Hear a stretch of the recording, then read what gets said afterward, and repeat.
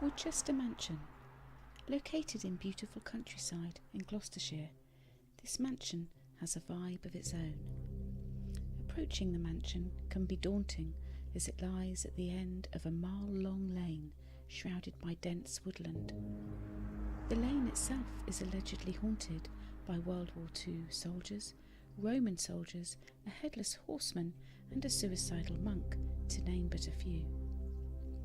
Walking along the lane, one gets a sense of being watched, so common in these locations, as well as a feeling that the energy around you changes, like stepping into the past and then out again into the present moment.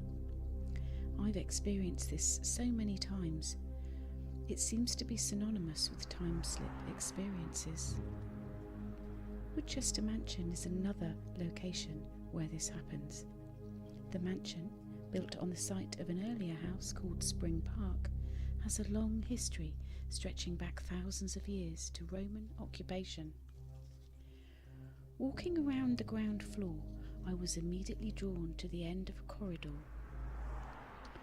At the end of this corridor lies the entrance to a church. I went inside. Due to building work, there was scaffolding all over, and because of this it was hard to see the real layout of the room, although a strong male presence was around. I could feel this man. He was stern and foreboding, not someone to mess with. He immediately made me feel uncomfortable. I politely asked if I could speak with him telepathically, however this request was not welcomed. I wandered out into the corridor to take some photographs, and the big, heavy door slammed right behind me, sending me jumping into the air, and several other people coming to the corridor to see what the huge bang was. I believe that this was the spirit of William Lee, a previous occupant and a staunch Roman Catholic, who perhaps was not at all open to the idea of psychic mediums trying to communicate with him, no matter how polite they are. Several of the photographs I took at this location contained orbs. These are small balls of energy, often translucent and even coloured on rare occasions. They are said to be spirit manifesting in the first stages.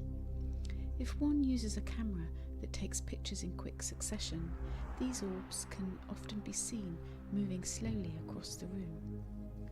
I don't believe they are dust or insects or moisture on the lens in every photo containing orbs.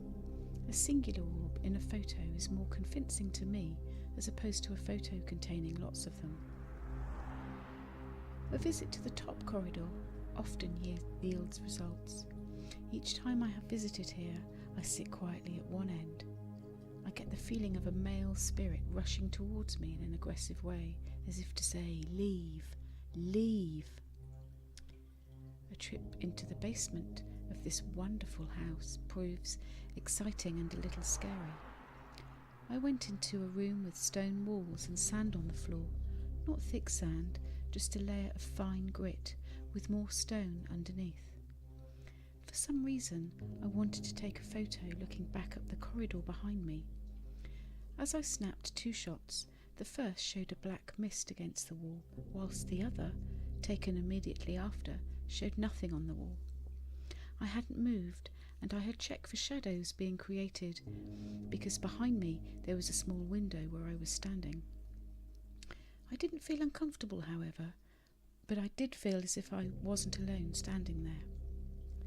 Black masses have often been reported floating in this area before, and I am pretty sure I captured this black entity on camera. A larger room in the basement proved uneventful. However, in this location, many sightings have been reported of a dwarf dating back to Roman times. The dwarf was a muse to the soldiers, a humorous plaything that also acted as a servant. The grounds also have a spooky feel. A terrible accident in World War II on a nearby lake led to the deaths of soldiers taking part in training exercises in preparation for D-Day.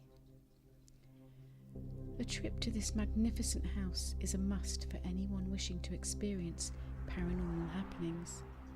It's another place in the UK where the veil between this world and the next is thin.